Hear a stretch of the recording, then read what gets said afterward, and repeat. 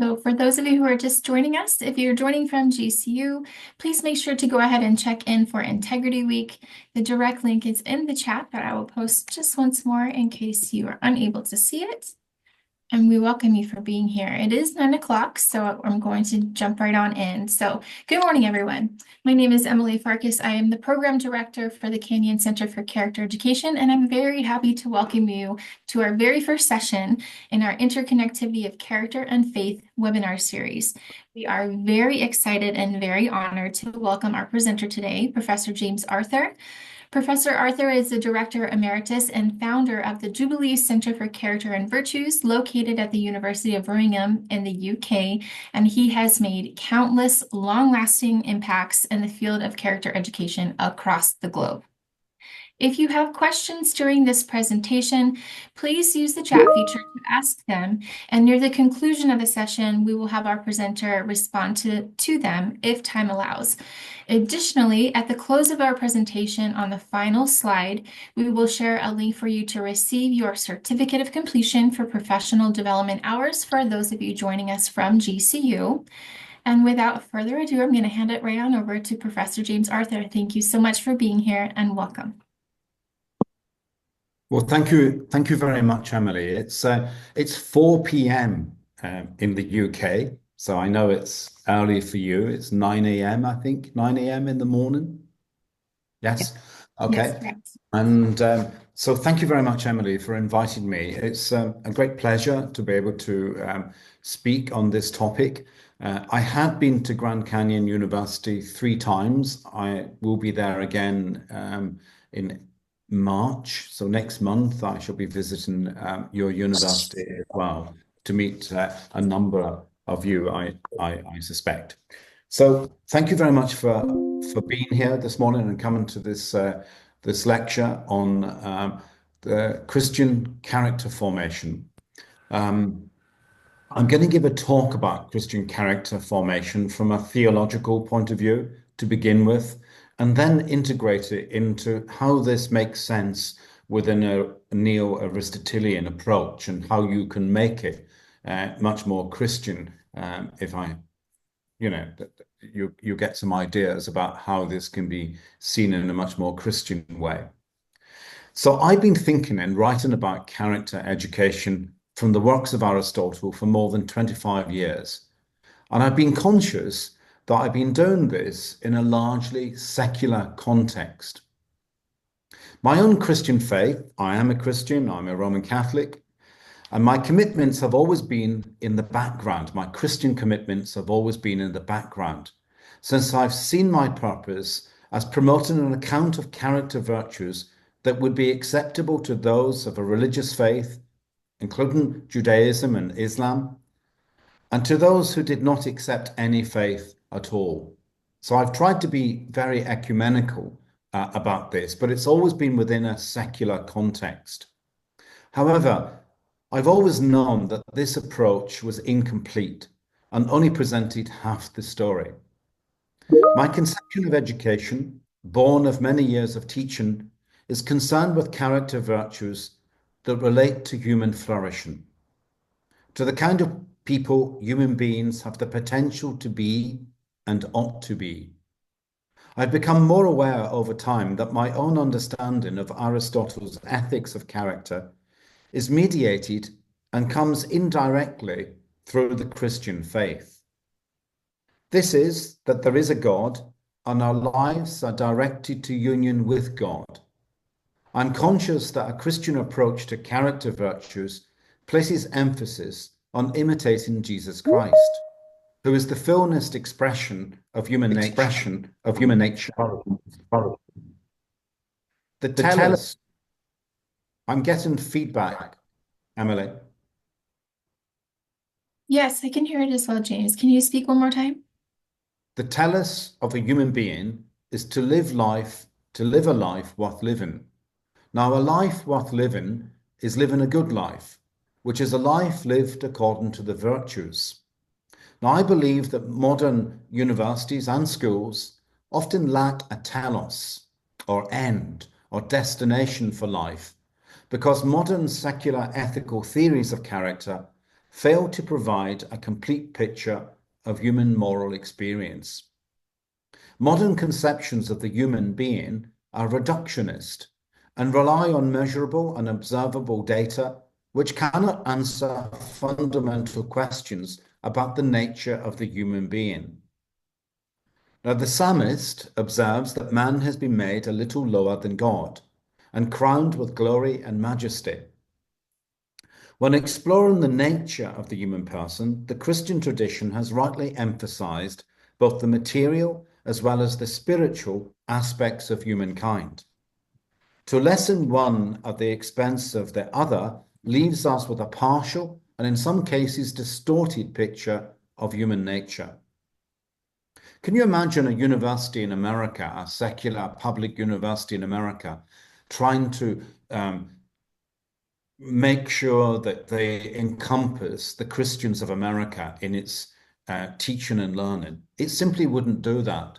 And yet, Christian universities are expected to be more comprehensive and take on board secular views as well. I've seen this in many Christian universities. I think that's a mistake in a sense. Of course, we have to take into consider the whole of humankind, but Christianity itself helps us to understand that. Now, the person and work of Jesus Christ provides the most significant context for our understanding of the human person, and thereby of what it means to become fully human in a comprehensive and integral sense. The church father Irenaeus of Lyon said that the glory of God is the human person fully alive. And to understand what it means to be fully alive, we must remember that Jesus Christ came so that we may have life and have it to the full. For Christian educators, human flourishing is inseparable from God's active relationship with human beings, and this entails moral consequences for human life, ultimately through the moral progress of building Christ-like virtues. Christian character is the possession of those qualities which essentially relate us to God. Christian character education is about waking up to life, helping us to grow and develop through a purposeful, intentional, and lifelong process. It grounds character and the virtues in relation to a person's creation in the image of God, but accepts that we are each unique unities of body and soul, endowed with intellect, will, instinct, and emotion. It is why Christians are called by God to be conformed to the image of his Son. The point of Christian character education or formation is primarily to enable faithful Christian living, and Christians have made use of the language of virtue to describe the Christian life. This Christian living is not simply a series of obligations and norms, but a relationship of knowing and loving God, and this is only made possible through and in Jesus Christ. The formation of Christian character virtues therefore only makes sense within a faith community, of which an individual is part. If we claim that education prepares human beings for life, then it follows that we need to have some conception of what the purpose of that life is. The main goal of education is therefore to help human beings become more fully human. Christian education in this sense is an endless process of becoming more Christ-like. We are human beings because we are made in the image of God, and this image of God is the basis for our relational capacity with one another and God, and therefore has ethical implications. What a person believes and values, what he or she dares to become and be, or what communities he or she wills to support and cherish, have tremendous impact on shaping character.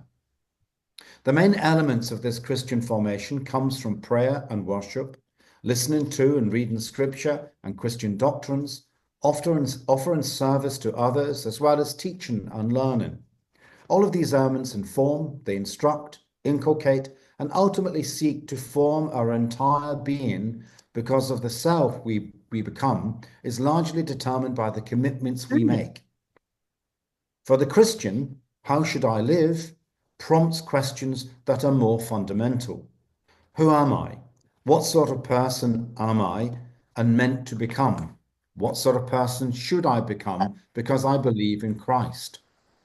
Searching for a path to the good life requires us to reflect on the way we live and to consider how we learn to live that way and whether or not we intend to continue living that way in the future.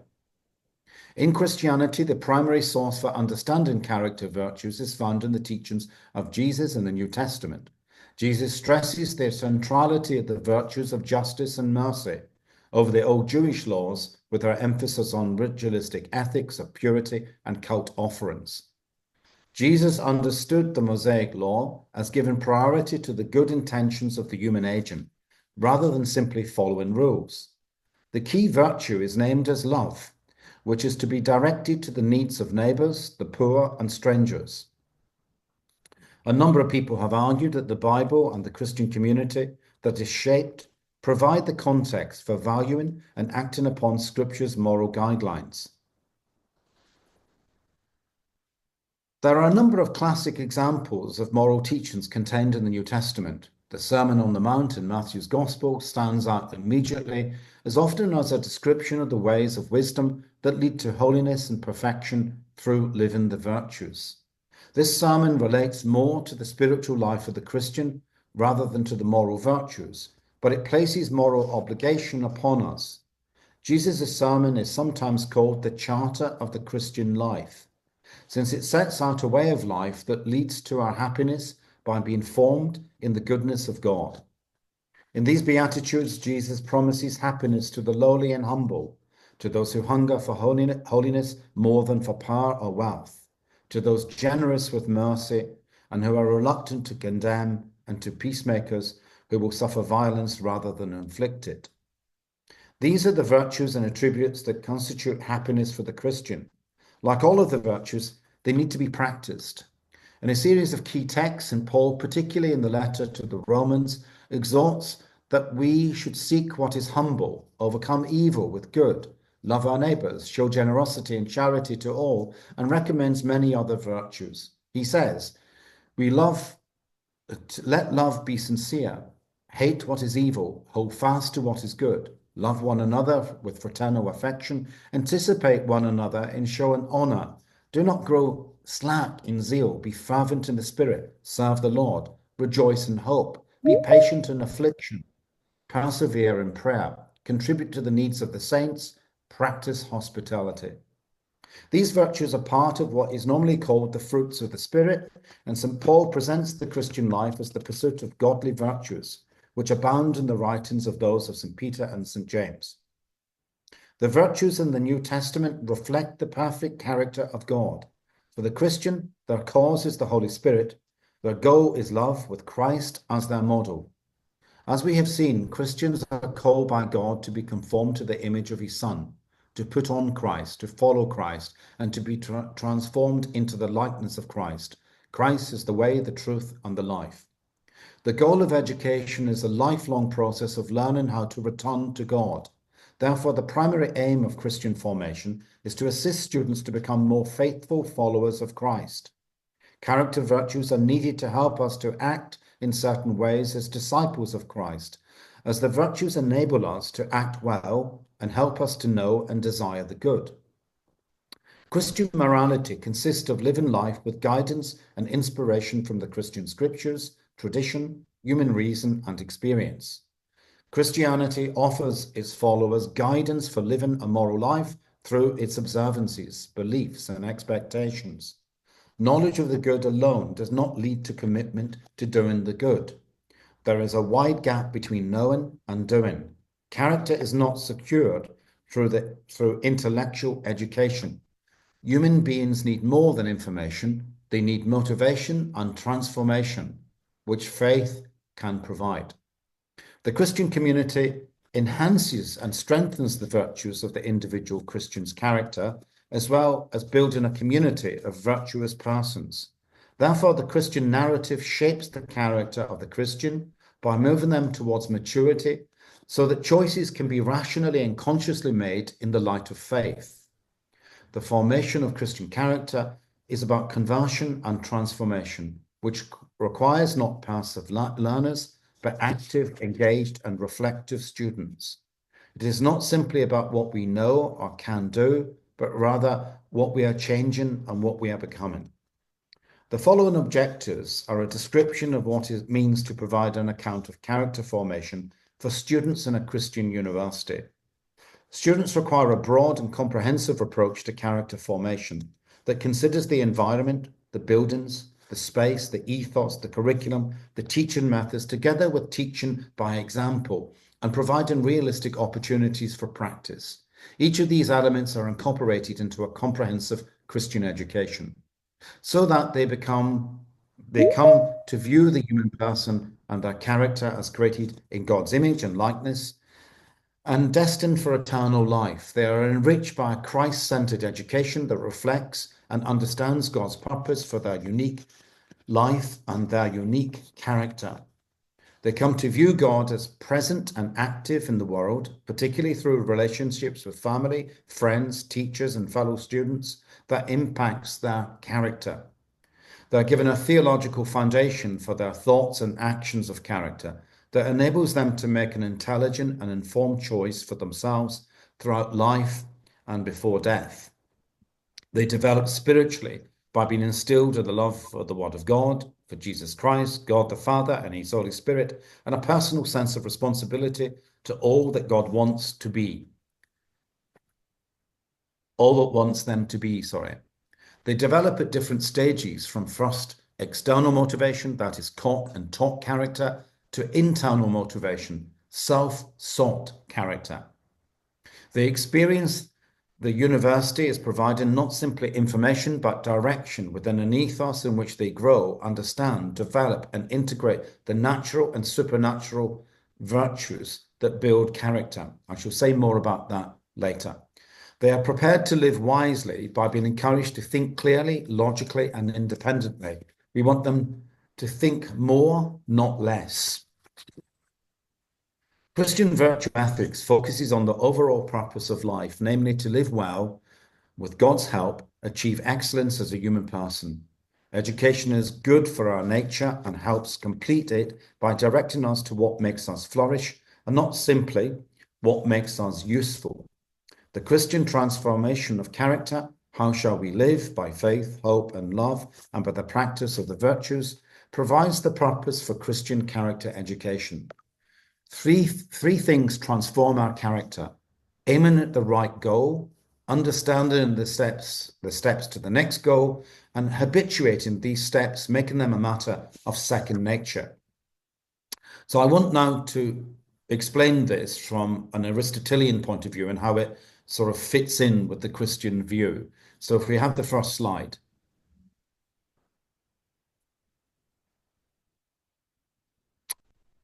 Okay, so you can see here, if you want to understand something, you have to begin by asking what it's for. This is what Aristotle did. So we can say that eyes are for seeing, lots of things that we have in our body. Our nose is for smelling, our mouth is for eating. Everything seems to have an end, a purpose in life. And so this word telos means basically the end.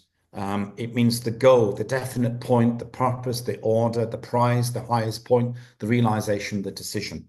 Now, Aristotle had all these ideas, but for a Christian, and the early church fathers actually believed in the telos, and the telos for them was salvation. It was heaven. It was the living a Christian life to be returned to God.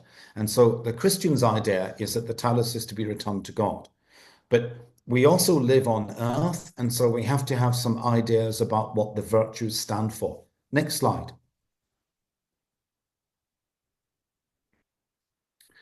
So we're inclined towards flourishing. Aristotle grounds his ethical theory in this. He says that there's an essential purpose that every human being has. So he sees a directedness in all things. So the Christians believe that all human beings have a telos, they have a purpose. So every human being has a fundamental purpose in life. Next slide.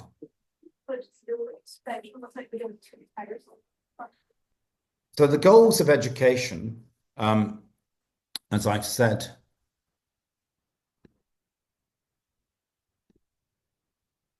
So the goals of education is a process of formation involving the realization of certain potentialities. Every human being has potentialities. It doesn't matter whether they're born disabled or there's mental health issues or anything else. Every human being has potentialities, and education is always part of a general movement towards the full actualization of the subject's nature. It's to make us more human. To formulate the goals of education, therefore, and to determine how best these might be achieved, one needs to have an account of what a human being is. Next slide. Education should aim to form people so they can live well in a world worth living in. The goals of human life is to develop its essential excellencies, the potentialities that define and constitute it. Next slide. So virtue ethics has three main concepts: excellence or virtue, practical or moral wisdom, and happiness or flourishing. It doesn't matter what terms you use for this, they all lead to the same thing. So a teleological virtue theory holds to a threefold structure: who we are, who we could be, and how we get from point A to point B. So you have to use a Christian lens to understand this. You have to understand it from a Christian point of view if you wish to make things more Christian. Three things transform our character, as I said before: aiming at the right goal, understanding the steps to the next goal, and habituating these steps, making them a matter of second nature. Again, they have to be seen within a Christian frame, a Christian lens. Next slide. The telos of a human being is to live a life worth living. A life worth living is living a good life, which is a life according to the virtues. The telos in this life is found in common projects, shared activities, intimate relationships, from love of parents to love of children to love in marriage. In other words, they have a very earthly part. These are called the natural virtues that every human being would have, whether they are believers or not. We share that. We have to remember that God has created all of us, not just Christians. Every human being is created in the image of God and not just Christians. Next slide. It is no longer possible for a single philosophical system to lead and inspire Christian education as it did in the past. In the past, it was very clear what it was about. Today, it's much more confused, and there are a number of philosophies, Christian philosophies of education. So you're a non-denominational university, so we have to be aware that some of your students might have a distinct philosophy of Christian education, which might be different from others within the university. Next slide. There is the Christian faith conviction that we as human beings have a common telos. There is an ultimate common good or highest good, that is God and the life in God through the resurrection of Jesus Christ. So this is the lens that you would use to understand much of this. Next slide. But we have to accept the fact that not all members of our communities, even at Grand Canyon University, might accept all of this. So accept that there is or even could be a common telos, or if we think there is a common telos, that we all agree on what it is, or if we do agree what it is, that we agree on its implications for education. So there's still going to be, even among the Christian community, there's still going to be some debate and discussion, which actually is a very good thing and should be encouraged. And these things should be discussed and reflected upon. Next slide. If you claim that education prepares human beings for life, then it follows that we have to have an idea about what the purpose of that life is. I've said that already. So the main goal of education is therefore to help human beings become more fully human. Next slide. Learning is a natural tendency, and all human beings have the potential to learn. Learning is a process of self-activity, self-direction, and self-realization of human beings' highest potentialities. The purpose of education is to give an individual full possession of their powers to see, to dream, to imagine, to conceive, to judge, to reason, to feel, to create. Education is the complete formation of a person. So this would be the general idea that Christians could have of the complete formation of a person as a Christian person. And that's why you would insert this Christian virtues in, which I'll say more in a moment. Next slide. Since flourishing entails a virtuous life, it cannot be divorced from the community, in this case, the Christian community of the university in which you are part. We are not only rational and ethical beings, we're also social and political beings. So any individualistic approach to ethical thinking lacks the elements essential to the telos. We only flourish as individuals in relationship. And therefore, the telos includes both individual and societal dimensions. In fact, if you think of the virtues don't really exist unless you're in relationship with other people.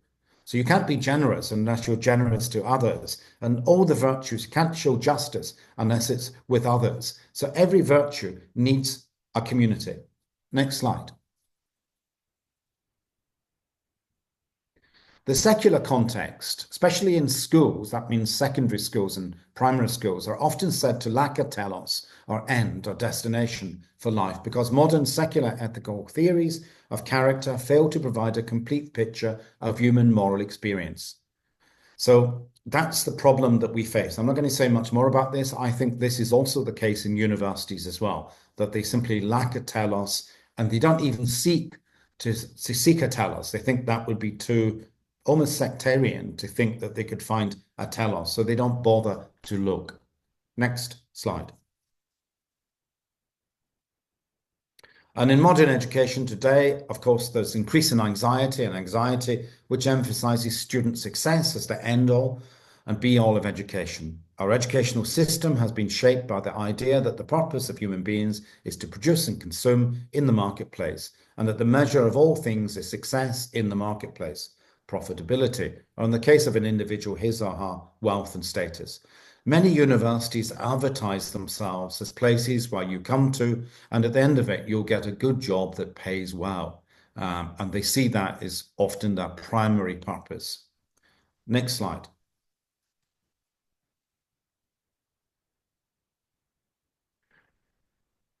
We'll move on. You need experiences. So the students at your university would need to practice the virtues. And one of the ways to do that is to provide experiences. And I think Grand Canyon already provides these many experiences for its students to practice those virtues. Next slide. As I've said, Christianity emphasizes that we are created by God. The practice of the virtues is the road to this end. Human nature is created by God to pursue the highest good, and the good is what everyone wants, even if they disagree of what it is. So people often say, of course we want that, but then they disagree on the method of how to get there. So this is also part of Christianity as well, that Christian communities sometimes debate how best to achieve these virtues. Next slide. But there are things that faith can understand that reason cannot. So ultimately, it's faith that's the most important thing and not reason. And that's a very important point as well, that you can see things through faith that you can't see through reason. Next question. Next slide, sorry. So let's look at the virtues then. I call them natural virtues, anthropocentric virtues. These are the natural virtues like humility, service, honesty. There are many others. We hold these in common with other people. So, Christians ought to hold these virtues, but also secular people who have no faith, for example, can also hold these virtues as well. And we can sometimes expect them to hold these virtues, sense of service, a sense of honesty as well, in our society. Remember, most of our society has Judeo-Christian virtues already embedded within it, in our legal systems, in our democracies, and in a whole series of other areas. And therefore, these virtues, these natural virtues, are common across the whole of society. It doesn't matter whether it's pluralist or anything else. People can be expected to, and also other faiths would probably recognize these virtues as well. So these can be emphasized very, very strongly within a Christian university. Next slide. And these are the virtues I'm talking about. These are all natural virtues, intellectual, moral, civic, and performance. Now, we could have a fifth column there called spiritual virtues or Christian virtues, and there's many of them. Next slide. So the vertical, theocentric, this is faith, hope, and love. We're now beginning to see how these, what sometimes are called supernatural virtues, virtues which are infused by grace, virtues which are a gift from God, virtues that are God-centered or Christ-centered, faith, hope, and love are the three obvious examples from Scripture, but there are many others. Next slide. So Christian virtues could be faith, hope, and love, the three most important, but it also can involve holiness, mercy, piety, fidelity, fellowship, prayerfulness, spirituality, joy, clemency, reverence, docility, grace, lots of other virtues. In fact, I've discovered that there's many more Christian virtues than there are, say, moral virtues. And that's quite an interesting thing. And these things can be discussed. Next slide. So you can see when they come together, humility, service, and honesty, faith, hope, and love. The purpose of faith, hope, and love is to enhance humility, service, honesty, and all the other virtues. That is, one points towards God and the other ones are earthly. But these earthly virtues can be infused by faith, hope, and love. So, in other words, when you are being generous to someone, you do it out of love and not simply out of generosity. You see? So, these ideas are very much impregnate these virtues below. Now, this is given by God's grace. So, God's grace infuses these humility, service, honesty, and all the other earthly virtues by these Christian virtues. And that's the purpose of them. They're supposed to enhance these natural virtues. Next slide. So I want to direct you to two books. A friend of mine, he's a Protestant who teaches at the Bible College in London. And these two books I think you might be interested in. So he has written a book about character and virtue and theological education. Very interesting book. And the second book that is just published this week, it's just published on Monday. Next slide. Character and virtue in practice. So he's written this other book, which I think is very good as well. He's actually, I mean, that's strange because he's got a picture of David there by Michelangelo. These two books are actually Christian books, and he uses a Christian lens to look at character and virtue in practice. So I would say these are the two books that I would recommend. I've also written a book on the Christian virtues, which you can look at as well. So there's three books, therefore, that I would recommend. These two books and also the book on Christian virtues that I have written myself. The book on Christian virtues are easily available. And I think I asked you to read chapter 6 of that book, which is online and free. I think you have to buy these books that Marvin has written. So I'm going to stop there, and we can have a discussion, if you wish, about some of the things that I've said. Over to you, Emily.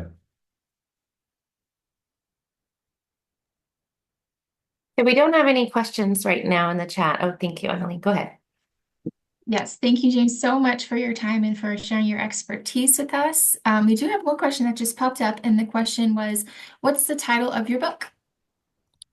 Do you know, I'll just go and get it.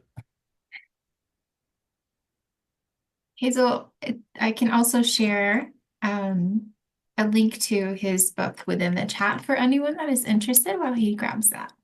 So the title of the book is there. A Christian Education and the Virtues. And subheading, Character Formation and Human Flourishing.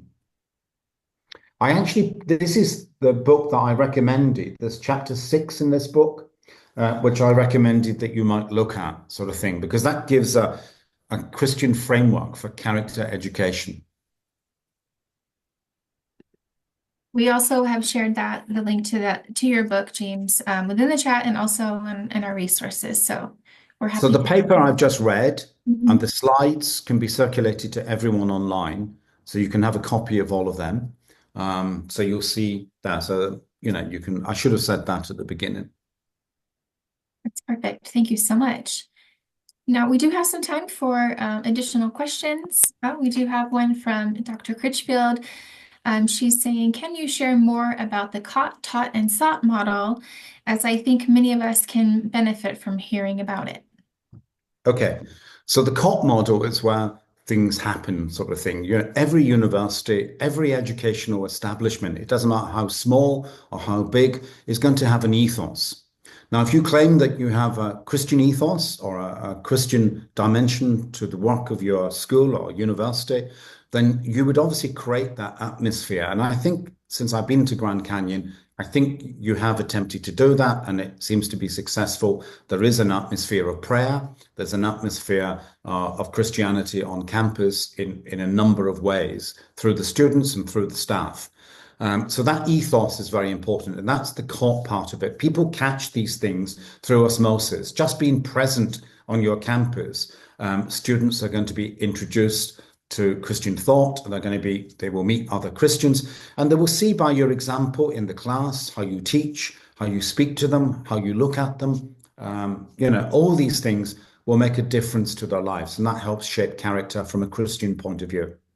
The taught part is important as well, because often in society today, lots of young people are not exposed to the virtues. They don't talk about kindness. They don't talk about humility. They don't talk about these things. And these are natural virtues which are very important. They're the building blocks for Christians as well. So Christians need those character virtues. And I think there should be opportunities for discussion and reflection on these things, which is a form of teaching. So this can be done in student groups, and it can also be done in classrooms where you can have discussions about some of these ideas. But often it's more people catch it from you. They see in you someone who exemplifies Christian virtues, and they look to that, and they have to make a decision about what are they going to commit themselves to. And this is where the sought part comes in. Ultimately, you want students to freely choose a Christian life. You want them to freely choose a Christian character for themselves, which means that they have to make commitments. What type of person do I wish to become? And the whole environment of the university, the staff, the faculty, everyone in the university contributes to that and helps them to make those sort of commitments. Do I want to go through life lying to people? Do I want to go through life seeking power and privilege or wealth? How do I want to respond to my neighbor? These are the questions that students will inevitably have, and it helps them give a sort of sense of purpose and meaning for their lives. So they have to reflect on it themselves. So they have to have the opportunity to both think about it and also practice it. So that is thinking and practice and making commitments. Absolutely. We share the caught, taught, and sought model whenever we can within our university, but also in our PK-12 school outreach. So thank you for expanding upon that. We know that the Jubilee Center has created the character teaching inventory as well. And Dr. Brandon has just placed a link to that resource within the chat. We think that would be very, very helpful as well. Yes, awesome. We do have another question from Carolyn De Silva, and she asked if you could talk more about the challenges that you went into. So specifically the challenges in instruction and in curriculum for a missional Christian university where there are individuals with and without a Christian worldview.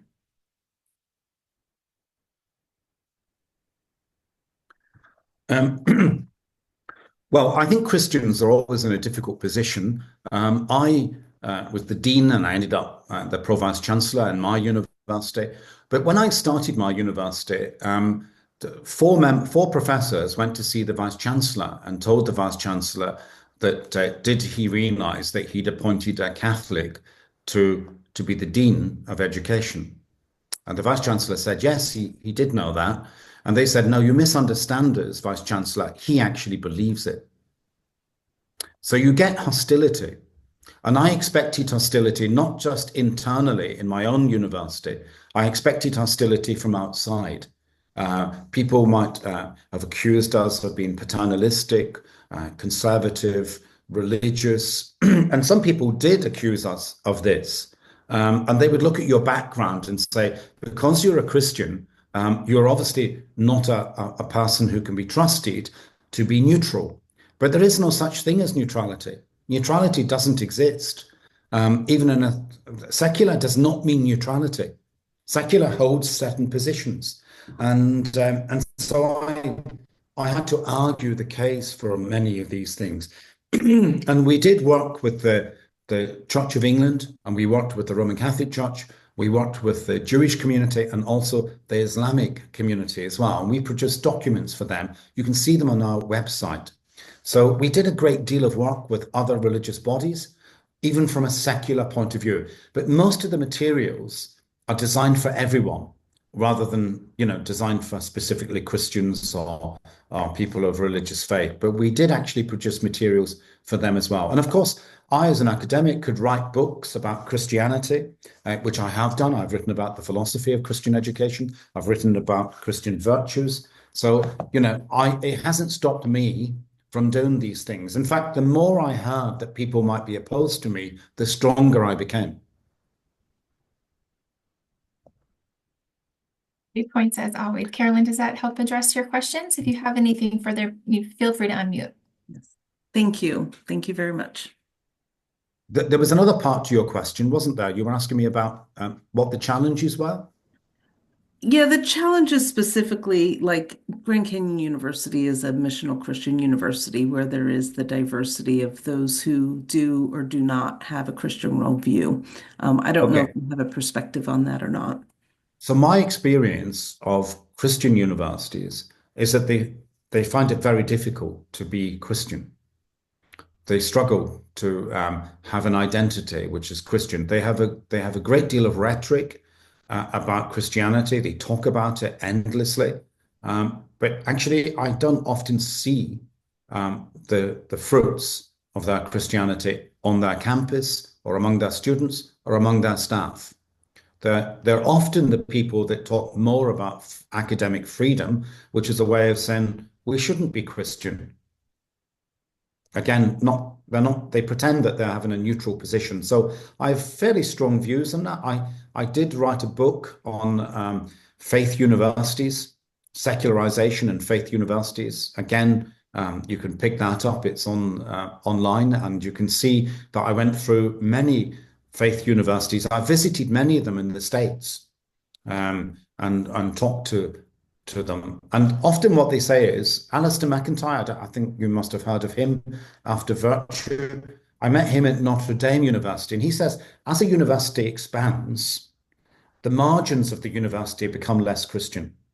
And as it expands more, it ends up becoming the majority who are less Christian. Because it's very difficult to keep the Christian identity within a university if it expands very fast, employs lots of staff who don't share the vision of the university.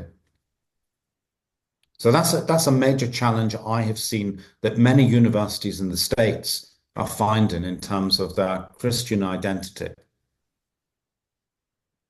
That just reiterates the importance of shared language, correct? Mm-hmm. Yes, they do need to have a common language and a common experience of what the university is about. And unfortunately, much of the induction in these Christian universities doesn't actually contain much in the way of Christian induction. They simply often they ask you whether you're not opposed to Christianity, are you, at the interview, which is a very minimal way of employing a member of staff. It's a passive way, and you don't have to be Christian to be a member of staff. Which means that, so they just ask you, you're not going to oppose the Christian foundation. But the more you do that, the less of a Christian foundation you have. And unfortunately, many Christian universities in America have simply lost their Christian ethos and their Christian identity. I mean, I couldn't give a talk like this to Georgetown, for example.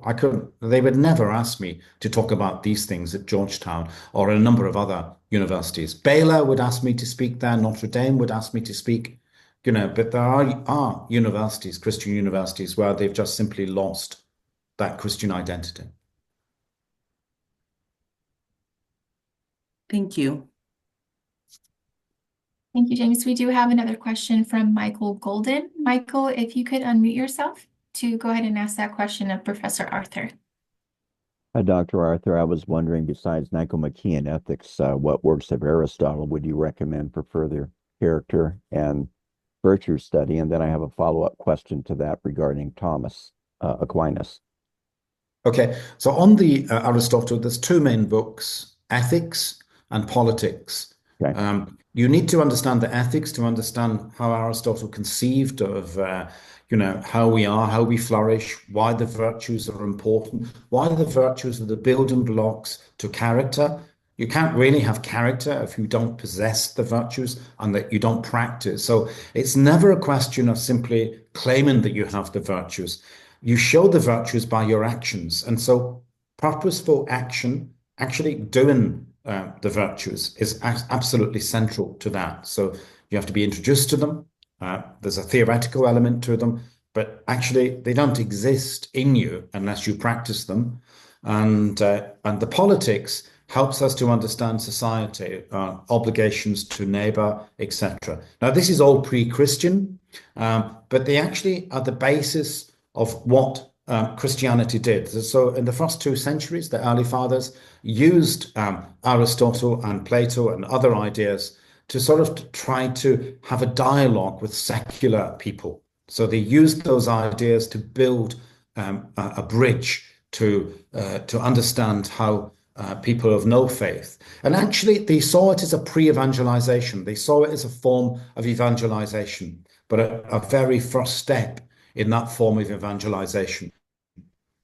So if someone is generous, you want to tell them that it's good to be generous. But actually, the more important thing is to say that love is the real motivation for generosity, love of neighbor. And this is how you begin that process. You prepare people for Christianity. Very good, thank you. And then as a follow-up question to that, particularly as a Roman Catholic, I'm interested in hearing what you have to say about a connection between Aristotle's work and Aquinas's work, and particularly in his Summa. Okay, so you'd have to read this book. The first 3 chapters are about Thomism, so the philosophy of Thomism, and it introduces you to the ideas of how Thomas incorporated many of the ideas of Aristotle and Christianized them. So he turned the telos into salvation, to be with God. He talked about the virtues in terms of human virtues and supernatural virtues and how they could be fused together through God's grace. And he explains all that in some detail. And I've discussed all of these things in this book here. Very good. Thank you, Dr. It would be too long to go Yes. into a dialogue about them at the moment. I understand. Thank you. Thank you, Michael, for your question. We do have another question in the chat from Christopher Williams. Christopher, if you could also unmute yourself and go ahead and ask your question. Dr. Arthur, I appreciate your time. My question was, how would you suggest modeling and teaching the virtues of the Christian faith without merely reducing Jesus to a moral influencer?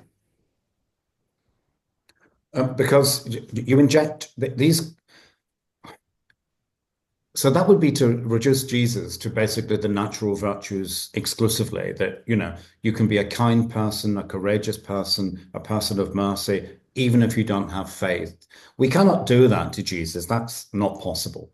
So what we have to do is, if you're a believer and you believe that God's grace empowers you and, gives you a life that is, a life that seeks God, seeks union with God, a return to God in terms of your journey through life, then this will come out in your, I think Christian virtues, actually, people see it in you. It's very difficult to actually to describe it, sort of thing. I think I did mention once, and I met the Queen Elizabeth II. She gave me a medal for all my work on character. And I went to see her, and she did ask me the question, how does one measure character? And I said to her, Your Majesty, one doesn't measure character, one recognizes it. So I think your students recognize Christian character in the people that they meet, not just their teachers, but in their fellow students, in the staff. They meet them, members of the public, etc. So I think you can recognize people who are Christian by the love that they show, by the actions that they take, especially in their actions. So it's a very difficult thing to identify, but I think that we instinctively, as Christians, recognize that in other people.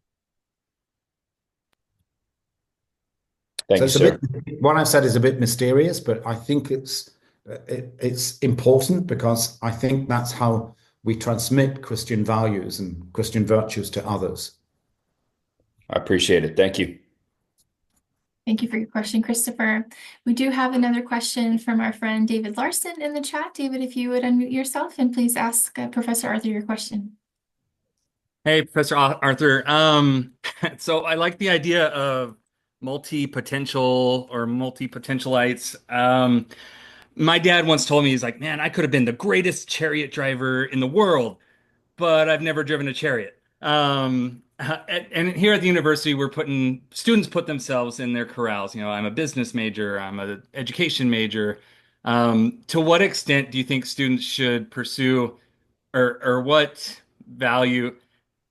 Sorry, I should probably read what I wrote. At what extent should students pursue excellence in their field of study while trying to fulfill their multi-potential, like their talents or abilities that may be lying dormant or unknown to the student? Like, is that something that university should put a lot of emphasis on, or is that something where, man, we're kind of enveloping you with the gospel in these principles and things, and that should lead you to more purpose in other areas within your study? I don't know. So most universities have a very instrumental approach. Grand Canyon has an instrumental approach as well. It's natural that you teach subjects, you teach disciplines, and you'll teach professional skills to students who wish to become businessmen, teachers, doctors, whatever the profession is. I'm not against at all teaching these things. They're absolutely vital. However, it's the attitude that goes with those professions. Do you become a professional to make a significant contribution to the common good? Or do you become a professional to enrich yourself? Do you become a professional to gain power and influence or control over other people?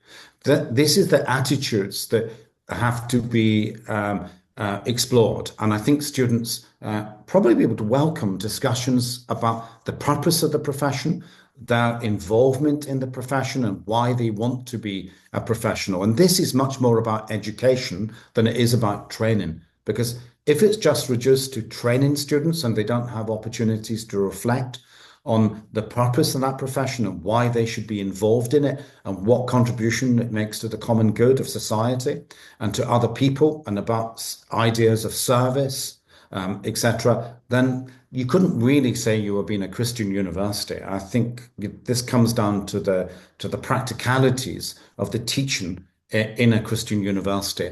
That teaching has to have a purpose, and that teaching has to encourage students to reflect on who they are. As I said, who am I?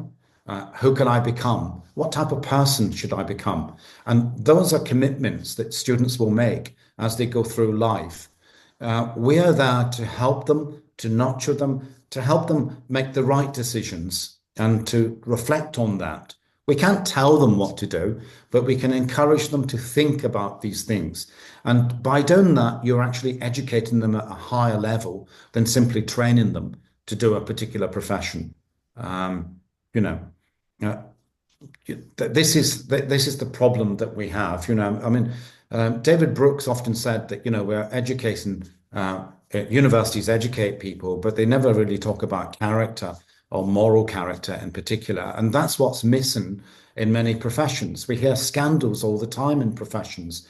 Doctors who do the wrong thing, lawyers who do the wrong thing, and why should we trust experts simply because they're technically expert? You'd want to trust an expert because they were also a wise person, that they had practical wisdom, that they could share that with you, sort of thing, and understand other people. So professional development is much more than simply teaching them how to be a doctor or a teacher. It's not simply about competencies and skills. It's much wider and much broader than that, and much more important than that as well. I love that. Thank you. Appreciate it. Professor Arthur, you did bring up practical wisdom. Could you perhaps share a little bit more about practical wisdom and that concept with everyone here? So the whole purpose of the virtues, building up the virtues, is that virtues by themselves don't exist. So every virtue would have a cluster of other virtues around them. So you can't have one virtue like generosity or courage or something like that. That other virtues would be attached to them. So you develop virtues, multiple virtues at the same time. These virtues sometimes collide with each other. So you get virtues like honesty, truthfulness, that might collide. So an example would be, your wife buys you a tie, buys her husband a tie. The husband hates it, but he'll turn around and say, "Oh, that's wonderful. Thank you very much." He tells a white lie. So he's not being truthful about it. And he does that because he loves his wife, sort of thing. So we call that a white lie. Now, children do this in school every day. Teachers often say, I'm not involved in morals, but they're involved in morals all the time. When they tell children, "I want you to be honest with me, what happened?" And the boy or the girl say things like, "Oh, nothing, I didn't see anything," because they're trying to protect their friend. So loyalty trumps truth. Yeah. So virtues collide with each other. And so what we need is we need these virtues to come together, to be integrated with each other. And so if you think of practical wisdom is the sort of meta virtue. It's the most important virtue of all, because that brings all the other virtues together so that you can discern, make the right decision. So I often say that, if you put all the virtues together, sort of thing. Say all the virtues were pieces of an orchestra. So the intellectual virtues were the string section, the drums were the moral, the civic virtues. That you could even say the Christian virtues were, another instrument in the orchestra. It's the conductor who brings it all together, that brings harmony, that makes all these virtues work together. So you need a conductor. So the conductor is practical wisdom. You see? So the conductor of the orchestra is actually practical wisdom. It's you bringing all these things into harmony with each other so as they cohere with each other and they don't conflict with each other. So that's the model I would probably use to describe how these virtues would come together to enhance practical wisdom and make practical wisdom the chief virtue. And of course, with practical wisdom, you flourish. So it leads to flourishing. So you feel that you're flourishing because you're always trying to make the right decision. You discern, you reflect, and you're happy within yourself, and it makes for a flourishing life. It also helps with mental illness because somebody who has a sense of meaning and purpose and tries to develop practical wisdom, it's not something you can teach. It's something that develops incrementally through acquiring these virtues and practicing them through experience. I love that analogy. Thank you so much for that explanation. I think we could probably learn from you all day long, but we do only have just a few more minutes left of our time together. So Osafaman, if you could help me out by sharing that last slide. Thank you so much.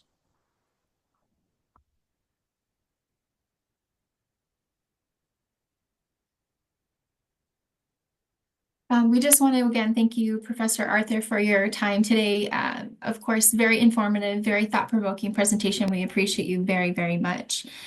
For those of you on the call, we just want to alert you of our next presentation in the Kenyon Center for Character Education's Interconnectivity of Character and Faith webinar series. That will take place on February 20th at 10 a.m. when we will welcome Dr. Lance Foreman, who is the Assistant Dean of the College of Education at Lipscomb University in Nashville, Tennessee. I know he is also on this call, so we are happy to have him here. I will share with you the registration link in the chat. If Osafaman, you could share that slide just once more so we have the QR codes on the screen. Thank you. We also encourage you to explore Kenyon Center for Character Education resources. And for those of you joining from GCU, we encourage you to obtain your certificate of completion for attending today. I will go ahead and put those links also in the chat for you so it's of easier access.